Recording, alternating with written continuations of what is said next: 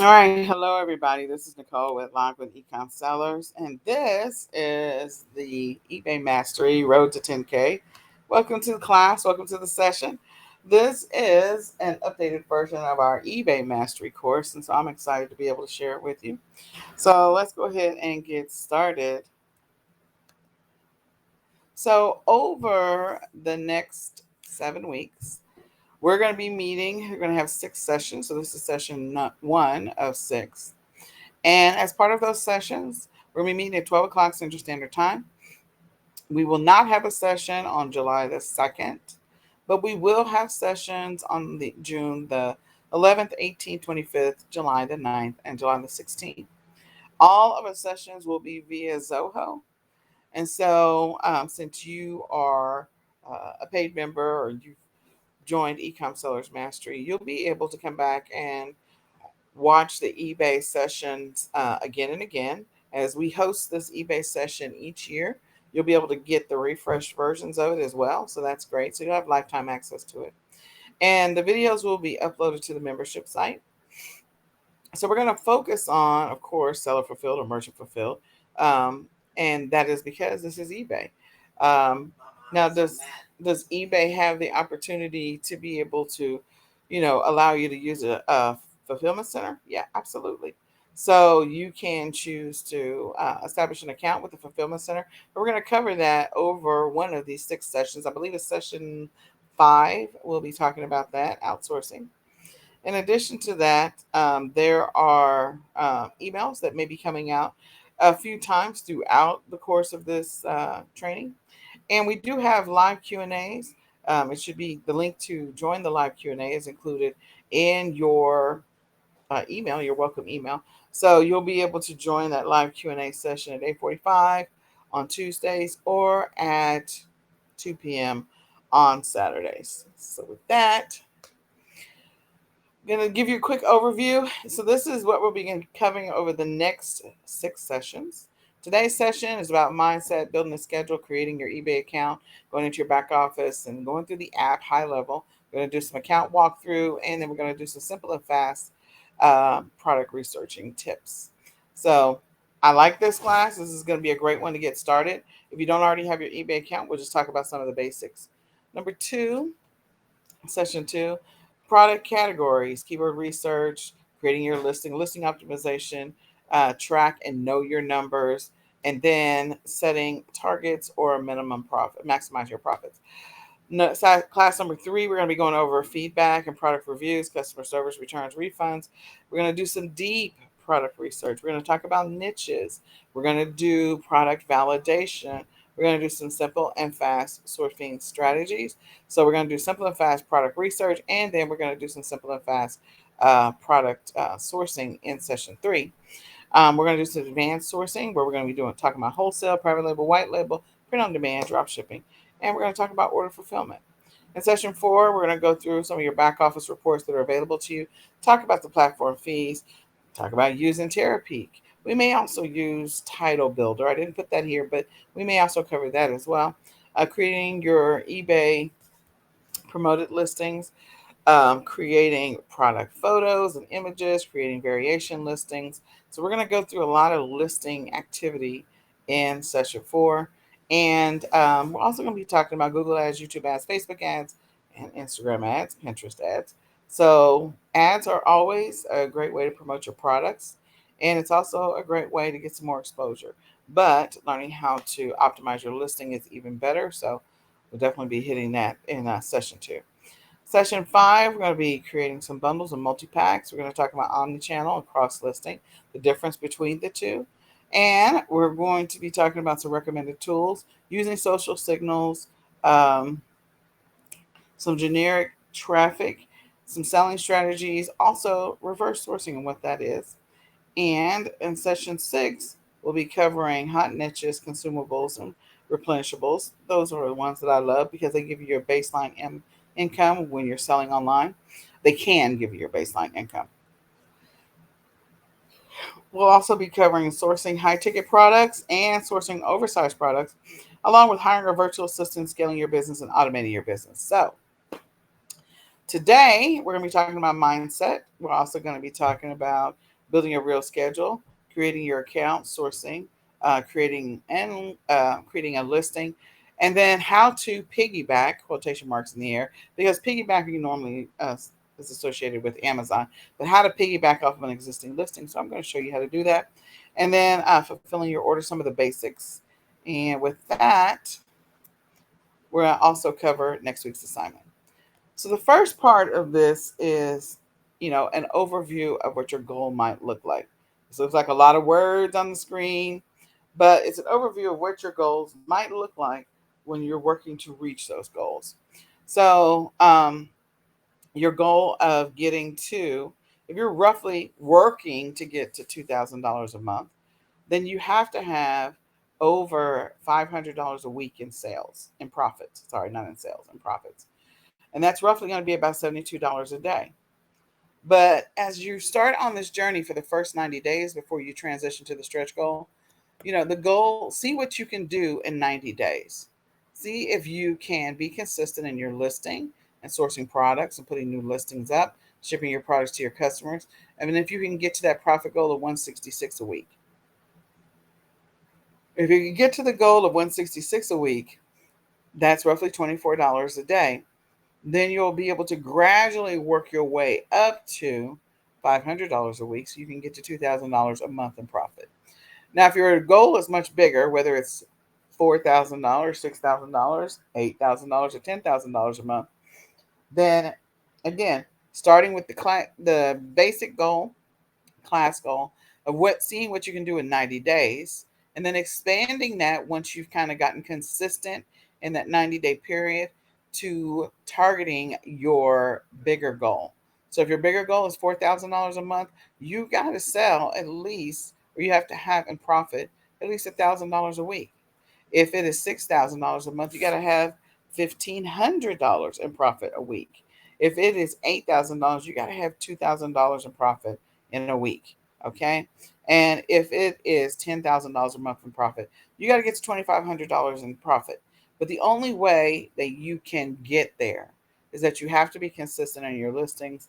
You got to be consistent in sourcing products, putting new products up so that you can work on getting better at listing optimization, work on getting better at keyword research, titling, and all of that. So you can start getting some organic traffic and also work on that goal of getting regular sales. So your mindset is key to your success. It is so paramount to your success.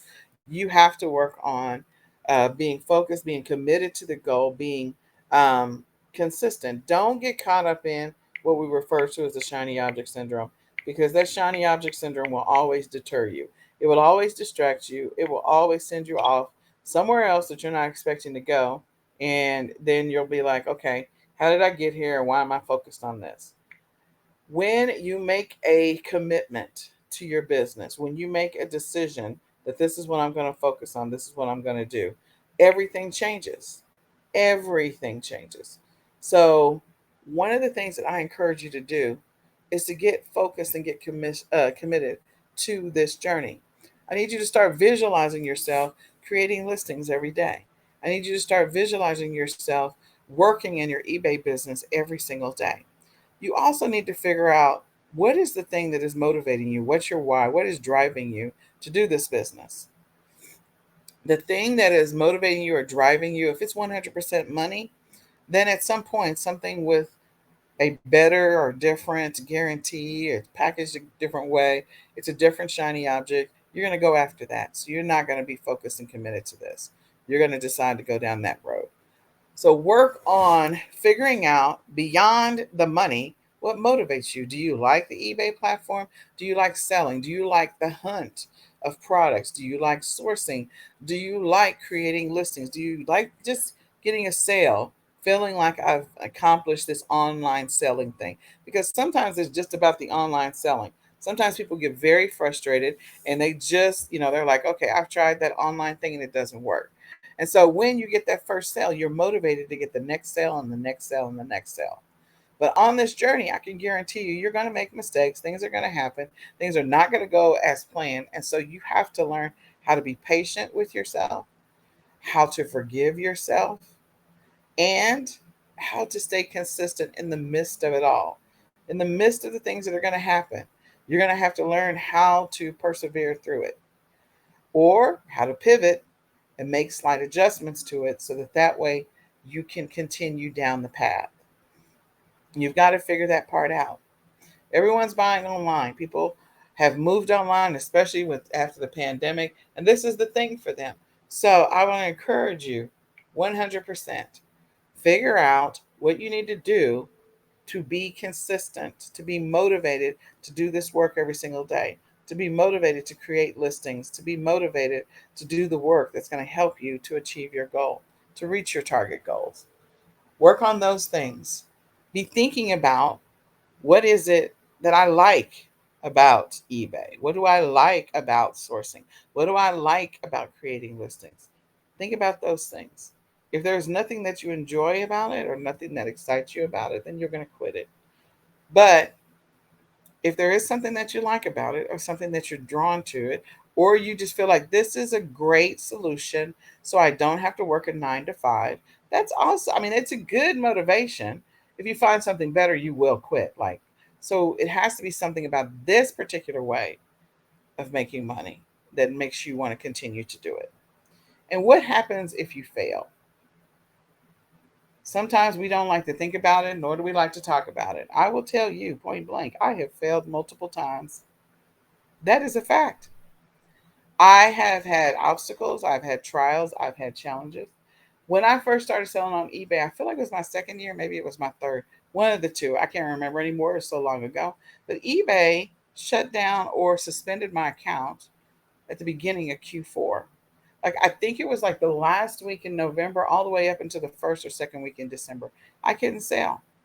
So I was forced to figure out the Amazon thing because eBay suspended my account. To this day, I don't even know why they did it, why they just wouldn't allow me to create any new listings. They suppressed all my listings. And there's going to be things that will happen. So, how are you going to overcome those obstacles? The second thing, I failed. Okay, I told you multiple times. I actually, in 2019, 2018, 2019, I think it was 2019, I had mold in my office.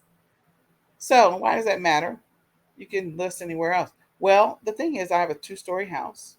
Our bedroom, the den, and my office are upstairs. And so what happened was the whole sort of right side of my house had to be plaster or put plastic covering so that you couldn't go into it. All of my inventory, the inventory boxes in there, all my papers, everything was in there. So every time I would go into that office, I would become overwhelmed because the mold was just, my body was just reacting so negatively to it. It took me a while to figure out that it was mold because I went to the ER multiple times.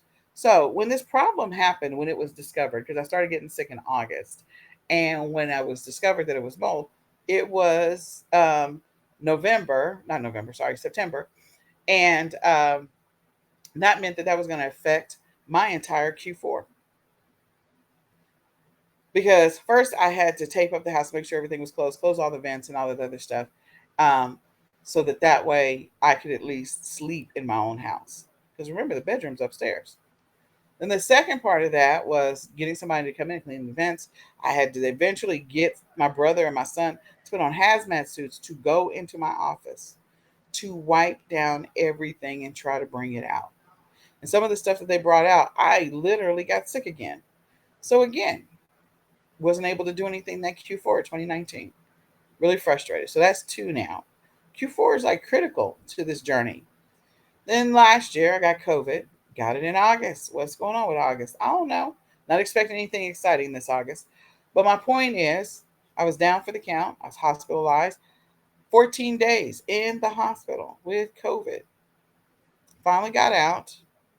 Was at home recuperating for at least another 2.5. I mean, I was been at home the whole time, but 2.5 months before I could even sit for an extended period of time without getting sleepy, without, whatever, and get off of oxygen. I stayed on oxygen for 2.5 months out of the hospital. So that meant that my entire Q4 for 2021 was hosed. So that is 3 different times where in my mind, maybe I wasn't a failure, but I feel like I failed at this e-commerce journey. Some of these circumstances definitely completely outside of my control, and anything to do with them. Nothing I could do about them once they started happening. And so I had to figure out how to pivot in the midst of it all. In the midst of it all. And I think it was, like I said, 2016, I was able to pivot and I moved to another platform. In 2019, I went ahead and I scaled my funnels and my um, copywriting business.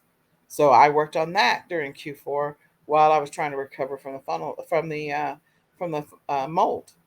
And then this past year, I didn't have a game plan because I wasn't even able to sit up for extended periods of time. Like it was probably the end of November, beginning of December when I finally started pulling it together. It was bad. So my point is, again, will going back to it, like, would you be able to endure and persevere through some of this stuff and still go back to e-commerce, or would you say nope and wipe your hands clean of it and move on and do something else? If there's something there for you, then keep after it. But if it's not, decide to do something different. So the one thing that I want to encourage you to do is, if you need to write down your why. You need to write down why you do this business, why you like e-commerce, and why you like maybe eBay. And maybe it's not just eBay. Maybe it's you like e-commerce in general, and eBay is just one of the vehicles that you use. And that's fine. The other thing is that I want you to work on a schedule. I feel like everyone that I talk to, I coach, I spend time with, the reason why they stopped doing this e-commerce thing is they don't have a game plan. Now, a game plan, COVID doesn't care about your game plan at all. Mold does not care about your game plan. And getting an account suspension does not care about your game plan.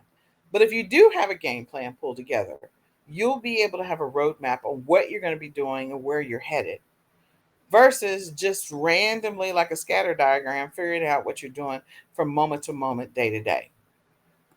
So I want you to work on really building a real schedule, something you feel like you can commit to, you can work on, you can be consistent with. If you need to start off with the basic schedule, then start with a basic schedule.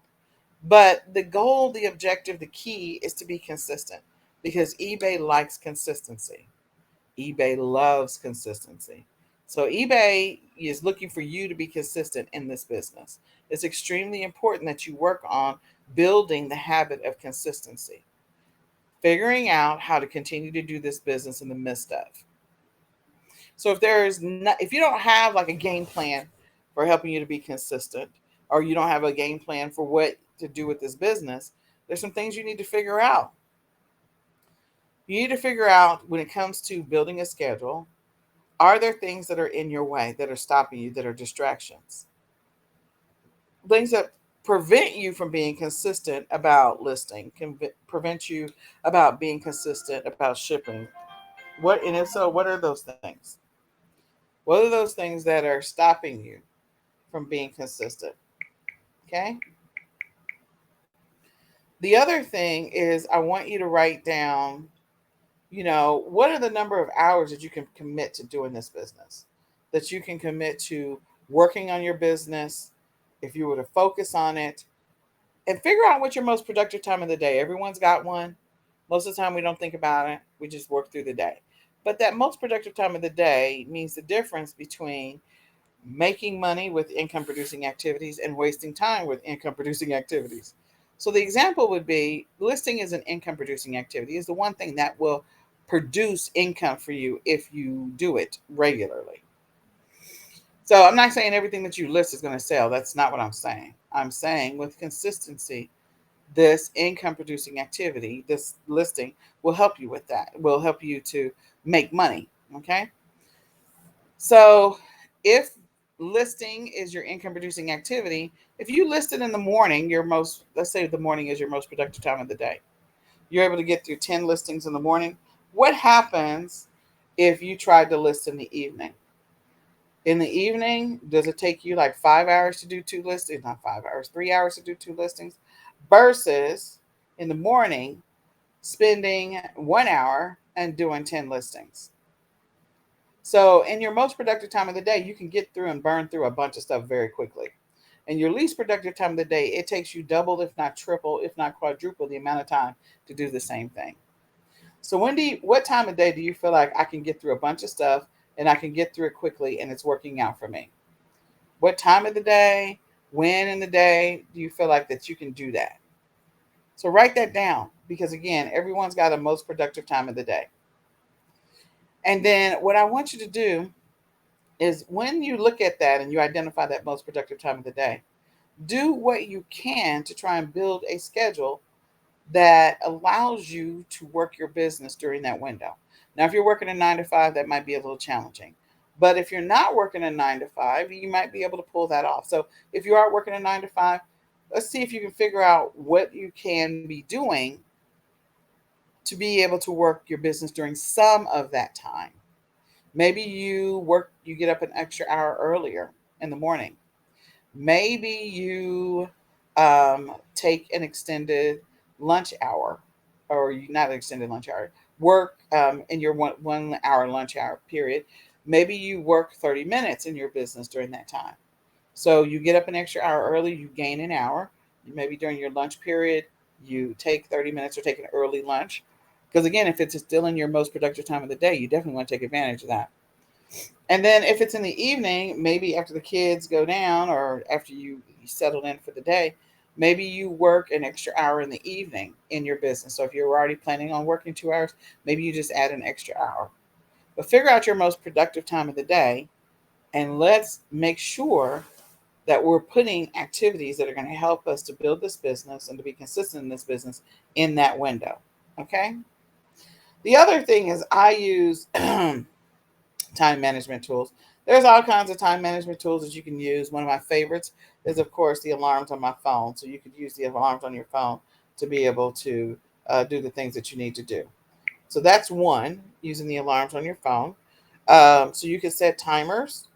You can set an alarm of when you're going to start working in your business and what it is you're going to be doing in your business.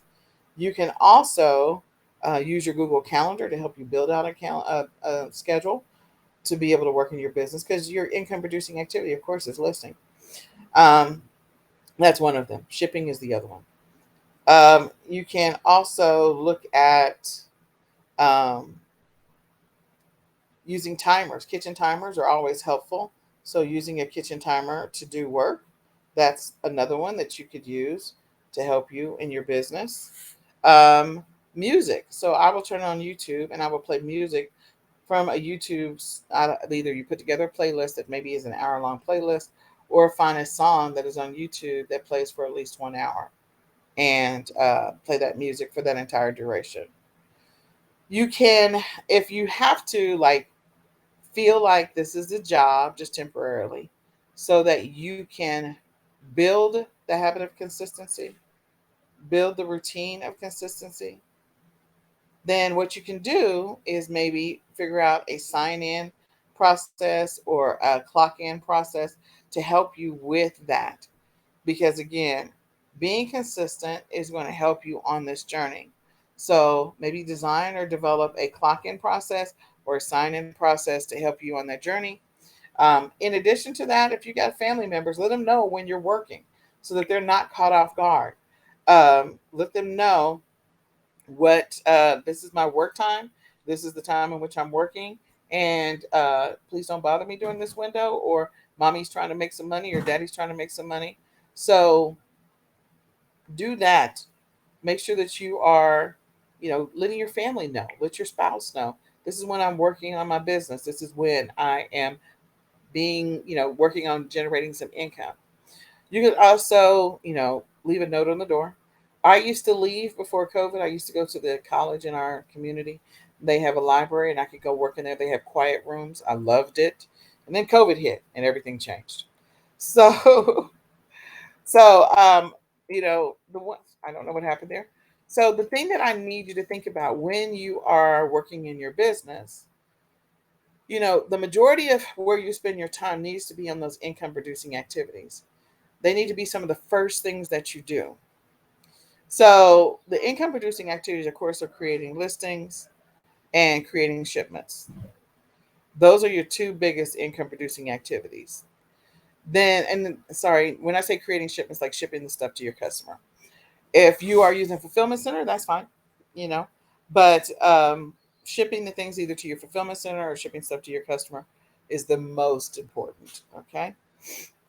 Figure out when you're going to do this and make that the majority of your time. So if you're only working in your business 3 hours a day, of those 3 hours, you need to at least make sure that at least one of those hours is listing. You may have other activities because you could have customer service activities, you can have administrative activities, you could have product research activities or keyword research, you could have sourcing activities. But again, the thing that makes you the most money is putting up a listing because people can't buy what they can't find. So put the listing up. The other is shipping, shipping to your customer or shipping to your fulfillment center. If you're shipping to a fulfillment center, you need to make sure that you have a process in your schedule where you're checking to make sure that the fulfillment centers actually ship the stuff to your customer. If they haven't shipped the stuff to your customer, that's going to be a problem. If they have shipped the stuff to your customer, that's fantastic. But again, you got to have a check-in process. It is, even if it's 5 minutes every day, you're just going to check in with the fulfillment center to confirm that the shipment has been shipped to the customer. Okay. So set some time. I encourage you to do time blocks, but if you want to do a checklist method, you can do that if that's easier for you. Figure out which way works best for you, and then build that schedule out or build out that routine. Know that the schedule and the routine is going to change over time. That's just the nature of the business. So don't beat yourself up about, oh, okay, I tried it and it didn't work out. You're going to make adjustments, you're going to tweak it because you're going to build a schedule based off of your life and what's happening in your business. So, since it's all based off of you, your schedule is going to have ebbs and flows in it. You have stuff that you're doing with your family, you have stuff that you're doing with your job, you have stuff that you're doing with friends. So I would encourage you that once you figure out what your work schedule is going to be, do what you can to not allow anything to bleed into that time. Do what you can to make sure that you are focused 100% and keep, as many distractions out of the way. So put your phone on do not disturb when you're about to start working if you're clocking in. Turn off your social media, block your social media, so then that way you can focus when you're supposed to be working. Those are things that are going to help you to be more productive and get more done versus having distractions where you have to stop and start, stop and stop, stop and start, stop and start. So create a realistic schedule and try it out for 1 week. And then once you have created a schedule and tweak it, and then come back and try it again for 90 days and see what happens with that schedule. See if it works out for you. So the next thing we want to talk about is creating your account. So I would encourage you to create a separate account. If you have an eBay buying account where you buy stuff, okay, that's fine. But I would encourage you to create a separate eBay selling account. If you don't feel comfortable doing that, then you can use your buying account. If you're buying from eBay a lot, maybe you should have a completely different selling account. But if you're buying from eBay a little, then definitely, again, the eBay, have a separate account. Create a separate account for that. Pull out the information that you're going to need, your EIN, if you have an EIN for your business. If you don't, you're going to be using your social security number for starting. And then eventually you will need to get an EIN established. You do need business insurance. Every business needs business insurance. So make sure that you have business insurance. And then the other thing is make sure you have a separate banking account. Don't use the same account that you currently have. Okay? Establish a separate banking account. Figure out what you want to do with shipping, whether you want to do the shipping yourself or if you already have a process established where you have a fulfillment center that you're working with. If you're doing the shipping yourself, that's fine. But if you, and you could transition at a later time so that you don't have to do the shipping if that works out for you. So don't feel like you have to set everything up today. You don't. You can set things up over time and gradually scale your business over time. Okay. All right. So the next thing is we're going to talk about sourcing. So some simple sourcing And actually, we're supposed to be talking about really simple product research. So we'll talk about simple product research when we get to session 3. So simple sourcing. A couple of things about sourcing is that the first thing is I want you to do is establish a budget. Make sure that you have a budget for your business. Know how much money you plan on spending to get this party started. Okay? So if you want to start off with little or no money, you can start off with as low as $25 a week. You really can. And if you start off at $25 a week, I would encourage you for at least 6 months to continue to drop in $25 every single week and reinvest 100% of the profits for the first 6 months. Just do that. Just pretend like the $25 that you're putting it away. So $25 over 6 months ends up being roughly about $600. That's what you're doing. You're not throwing away $600, you're investing $600. And then whatever sales you get, reinvest 100% of that so that it goes back into it and add another $25.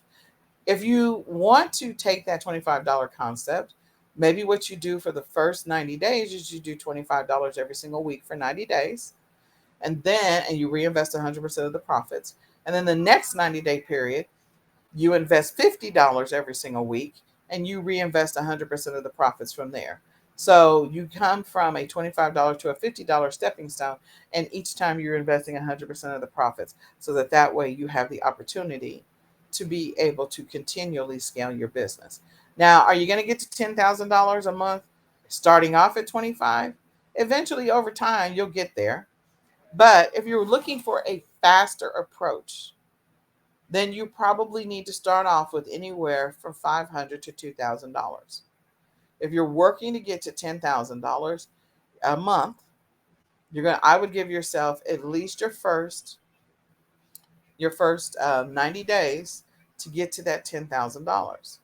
So you're going to need to establish a budget where you're okay with investing $500 to $2,000, and then a regular investment every single week after that. So that regular investment may be anywhere from $100 to $500, depending on what you're doing, and then reinvesting 100% of the profits. You'll get to that $10,000 much faster. If you don't have that kind of money, so investing, let me just give you those numbers. If you start off with $500 and you invest $100 every single week on top of that, so every single week over 3 months, that's going to be $800. 500 plus 300 is $800. If you're starting with the 2000, we're going to jump to the 2000.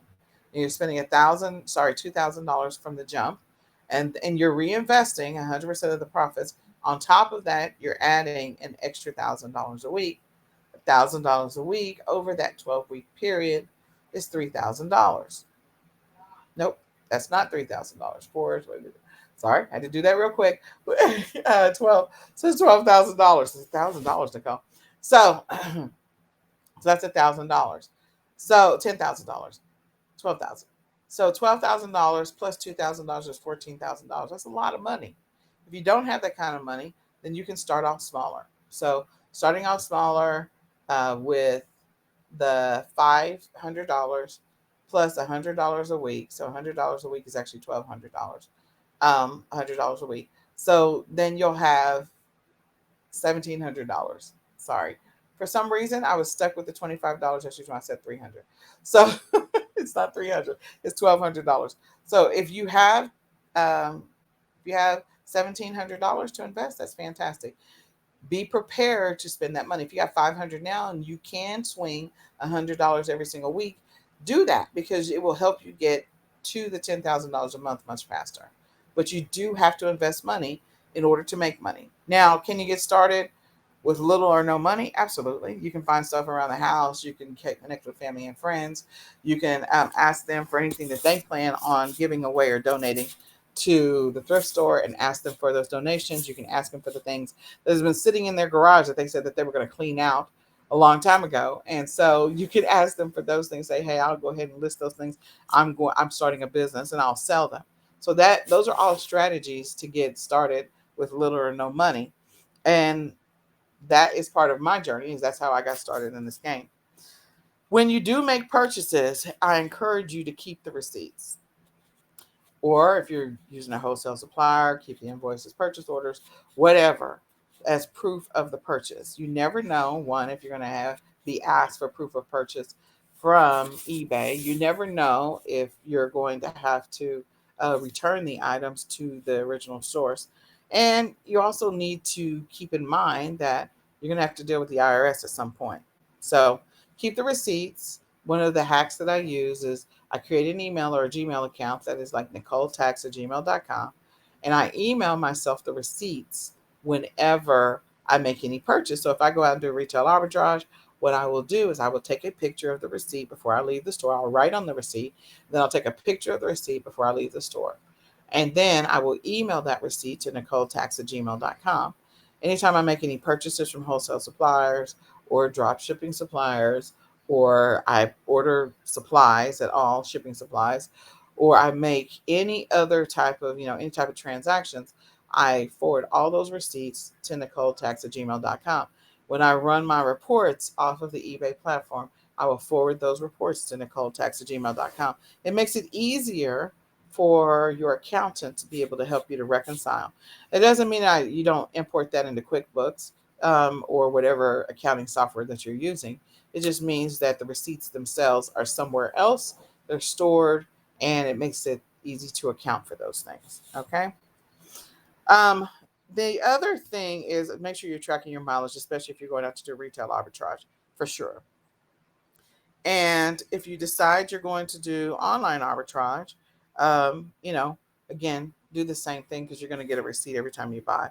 Consider using cashback if you're going to source from retail stores or from online stores. The cashback cards, discounts, clearance, use that to your advantage. If you're going to source from thrift stores, just keep those receipts and be mindful of the fact that, again, with thrift stores, you can't prove what is referred to for eBay or any other is the chain of custody for this particular product. In other words, you can say you got it from the thrift store, but that may or may not be sufficient about the history of this particular item for eBay. And that sometimes won't happen. So you just need to be prepared for that. And then if you have a little more money to invest and you want to go big, definitely make bigger orders from wholesale suppliers. You can also consider grabbing liquidation boxes. There's a lot of those out, liquidation pallets. There's a lot of these out in the universe. So it's another way in order to sell products. So some of the stores that you could source from, of course, are all of your regular brick and mortar stores. I forgot to take Disney Store off because they closed their stores, but all of the other stores are still available. So except for Office Max, I think Office Depot is still here. Um, so you can use regular retail stores, general stores. You can use grocery stores or supermarkets. You can use warehouse stores. You got your Sam's Clubs and your Costco's of the world, drugstores. You can also use sporting goods stores. Those are all specialty stores, pet stores, hardware stores, all of those, or you can establish wholesale accounts.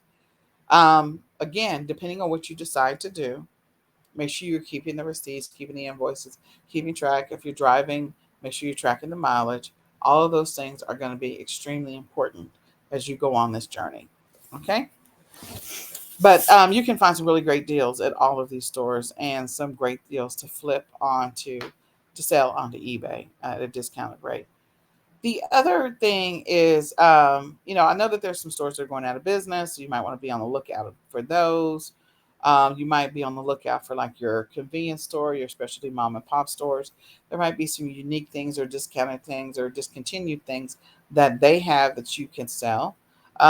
And always be looking for the opportunity to flip an item over. If you found a specific product that's selling like crazy on eBay, there's low competition for it. You can flip that item over to figure out who the distributor or manufacturer is and see if you can establish a wholesale account with them. Always a great opportunity. All right.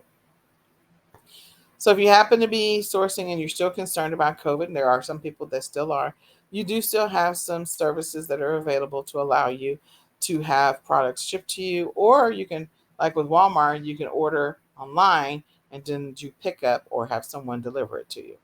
So you can order online, do pickup. You can hire a shopper. You can ship to a prep center. Every time you go out, you can wear a mask and gloves, whatever makes you feel comfortable. And you can dedicate a specific place in your trunk. Or you can get those trunk bags where you can stick the stuff in the trunk, so then that way you can sanitize it before you bring it in the house if you're still concerned about it. So, what to source? What should I be sourcing? Here's some ideas on what to source over the next 3 to 5 months. And it's a long list. But know that right now we're in summer. So, learning activities for the summer, people are still buying things for their kids at some point, after children have gone through summer camp and they've gone to VBS and all that other stuff. The parents are going to be like, I need to get you ready for school. So, we're going to do a couple of workbooks for a couple of weeks. And they'll be like, no, I don't want to do any workbooks. So, be prepared for that. Food items are always, and perishable items, those are always great things to sell. Health and beauty, despite whatever is happening in the economy, women always still want to look gorgeous. Those women who are concerned about their looks, and want to wear makeup or do something with their skin or their hair. So, beauty products will always sell regardless of the condition of the economy.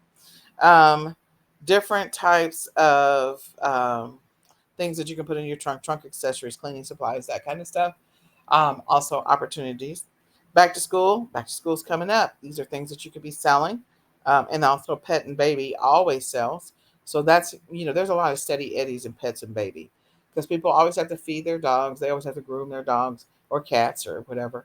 And with babies, of course, they're growing. So you literally could follow a child in their life cycle and sell products all along the way there because there's a lot of products that could be sold. There's also some holidays that are coming up and activities. So the biggest activities that people are engaging in right now is looking for opportunities to socialize together, even if it's outdoor entertaining, backyard entertaining, family reunions, weddings, um, friends you haven't seen in a long time, people just throwing parties, those people who delayed that 50th anniversary, they're scheduling those, or 40th or 25th anniversary. And then, that over the hill birthday, people are hosting things. So I ironically hit a milestone in the middle of COVID in 2020, and I didn't get to celebrate. My friends like, are we doing something this year? I'm like, I don't know. We'll see. But the point is, people look for opportunities to get together. So use that to your advantage. Some of these things that you can source locally in the stores, or you can begin the process of gradually establishing a wholesale account.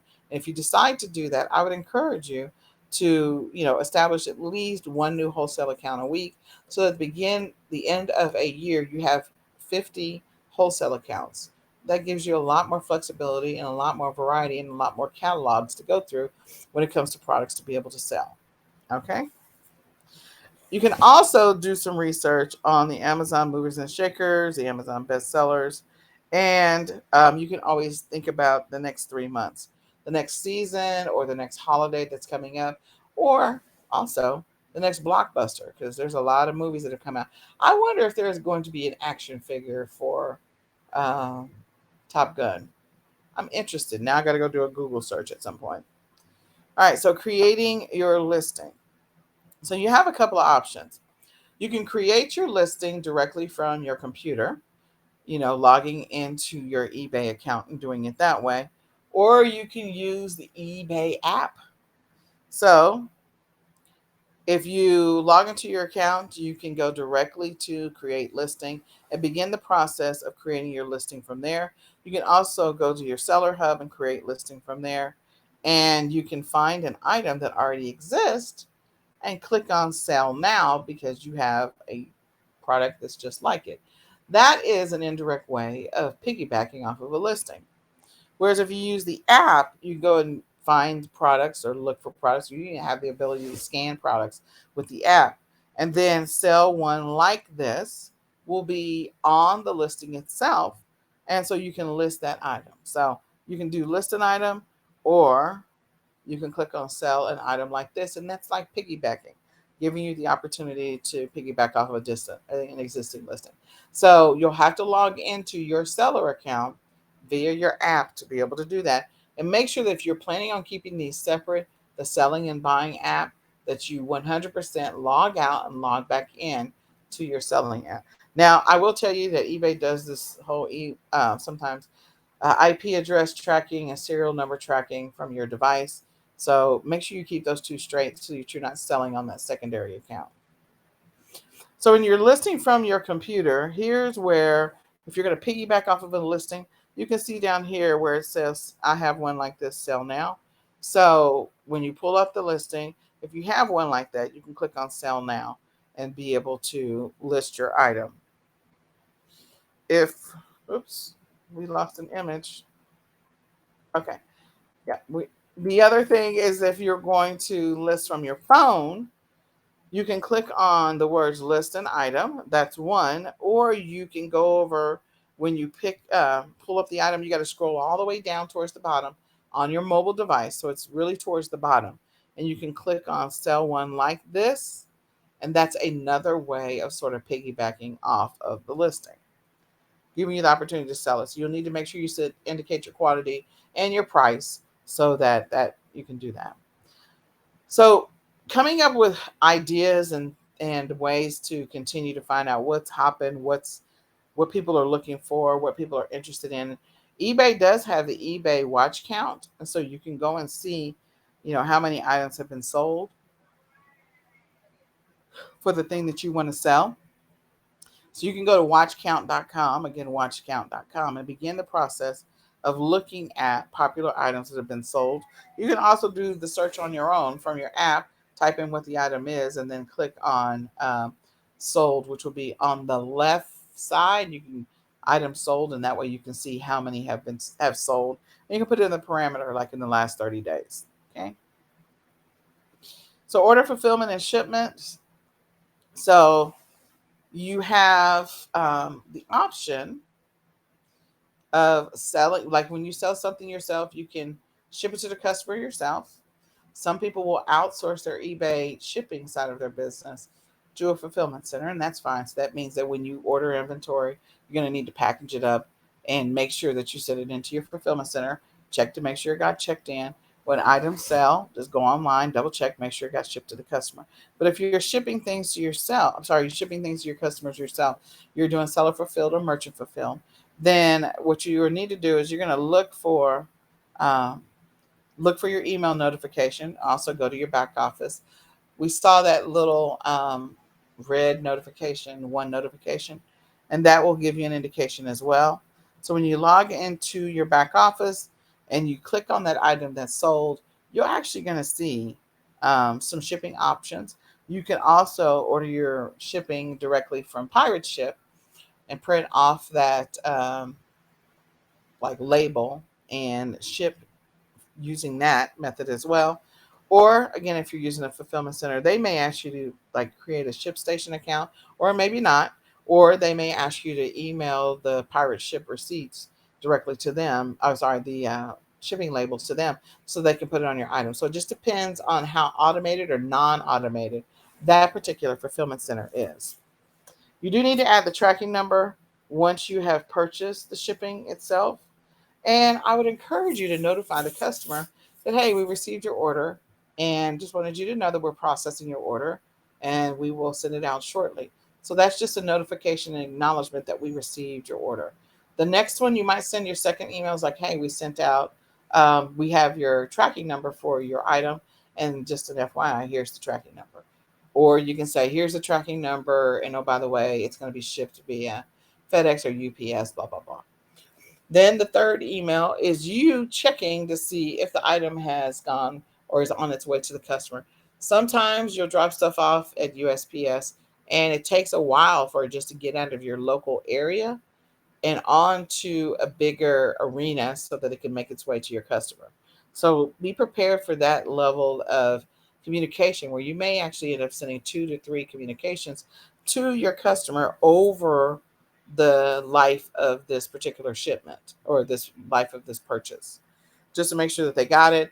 Once it's received, you might send an email. And you can automate these emails or not automate, but you could create a draft so that you have those all ready to go.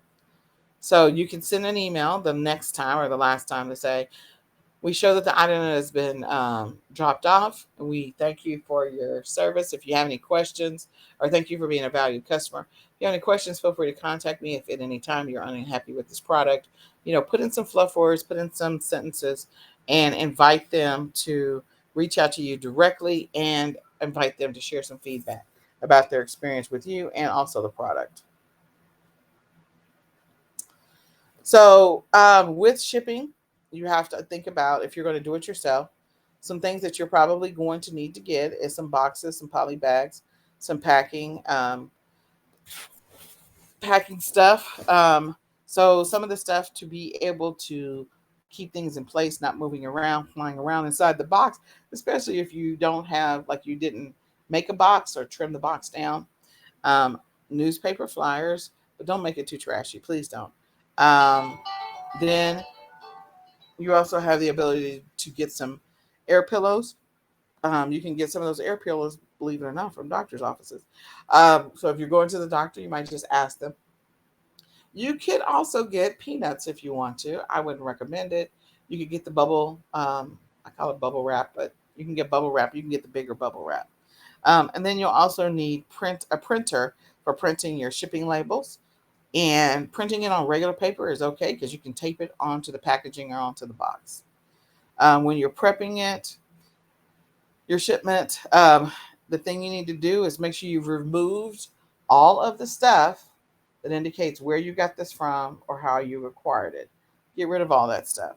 So if there's stickers on it that says it's $1 and you just sold it for $15.99, you don't want them to see the $1, okay? And if you bought it from a thrift store or a secondhand store or a closeout store, you probably need to use some Goo Gone to take some of the labels and stickers off that are not supposed to be there. Books, you want to clean those up. So make sure that you prep the item for shipment to the customer.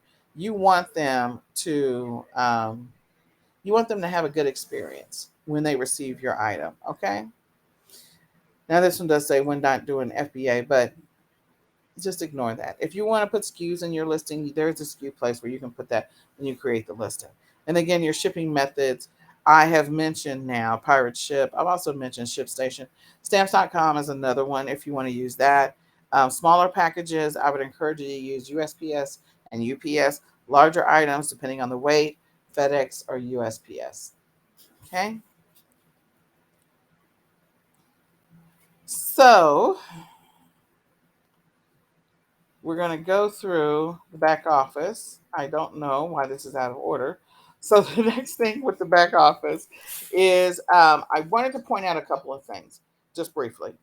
In the back office, you've got your, when you log into your eBay account, you're going to see this in the upper right-hand corner. You see the little cart notification, that's something in your shopping cart. If you got a notification that you got a sale, then there'll be a little red number on the little bell. So be mindful of that. Under that My eBay, you've got summary, and then you also have selling. So selling is probably where you're going to spend most of your time. Okay. And this is where you're going to be selling your particular products. You also see that there's a sale next to the word watch list. So again, if people are watching your product, you'll see that information, but not here. That's you establishing your watch list. In addition to that, as you go through and when you click on sell, let me just go through this.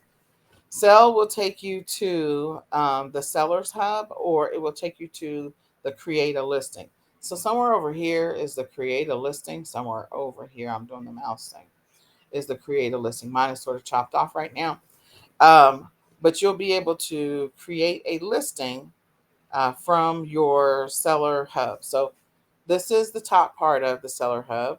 And then this is the bottom half. This page stacks on top of this page. So this is the top half of the page. This is the bottom half of the page. Just making you aware of that. Your options up here are orders, listing, marketing, store, performance, payouts, research, and reports. Okay. If you need help, you can click on seller help. If you got messages, you'll have something here. And again, somewhere down here, it says create a listing, right? So as we go through here, I kind of blanked out all my information, but you'll notice that the main page from the Seller Hub is going to give you some information about your listing. It's going to give you some information about the kind of traffic you've been getting. It's going to give you some information about your sales and the sales graph. In some ways, that little sales graph makes it feel a little bit like Amazon, but you'll see your sales graph here, the types of sales. You'll see information about your orders. You can go and look at all your orders here. You also see shortcuts. If you're accepting bids on your particular products, you'll see that. Again, this goes on the bottom of the page, so that's back down through here. So you can go in and see based on, what if you've got tools that you got integrations with, all that information is going to be here. You can click on those hyperlinks. You've got promotional offers that are coming in from eBay, giving you some options to, sell more products, list more products. You also have your emails from eBay. You can see your feedback and your seller level where you are, and information about that. You can also see your monthly limits over here. So all of that's going to be displayed here. You can do some additional research, and you can add, personalize your seller hub if you want to. Okay. So those menu items that we were looking at before, these are these menu items right here up at the top, all of these, going through that process. So when you click on orders, this is what you're going to see under orders. You will see, awaiting a payment, awaiting a shipment, paid, shipped, cancellations, returns, requests, disputes. You'll see those options underneath orders. Under listings, you have an option to create a listing, archive listings, your unsold listings, drafts. You can create drafts of your listings, scheduled listings, and ended listings. Okay. Marketing and store, there's not a lot of options on the drop down for those. So when you just click on it, just marketing and then your storefront. Go to performance. You've got under performance, you've got seller level. So you need to know that. Sales and traffic and service matrix. So that's your performance. And then under payments, you can go and look at all transactions, payouts, reports, and payout settings. Research, Terapeak, product research. So they're giving you a tool to be able to use to be able to do some product research.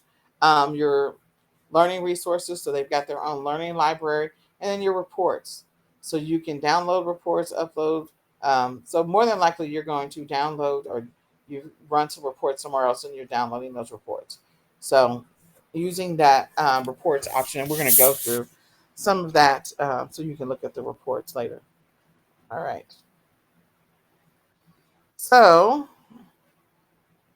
with that being said, somehow we have gotten this out of order. So, let me go here. So, basically, at this point, we've kind of gone through your back office a little bit. We've gone through what you're going to see to an extent on the app, high level, where you can go and create a listing. We've also seen, and I do want to point out, let me go back to the app real quick. On the app up here, these three equal signs, and it's very similar to what you do on Amazon. If you want to see what all your options are, you can click on those three equal signs, and you'll see some of the same things around creating a listing, shipments, all of that stuff. You'll find that under those three equal signs up here. Okay. So I hope this information is helpful. I want you to go ahead and go back through it a second time. Make sure that you're set up well and that you start the process of creating what your strategy is going to be to sell on eBay. You are going to need to know what you want to make in order to figure out how much money you're potentially going to have to spend.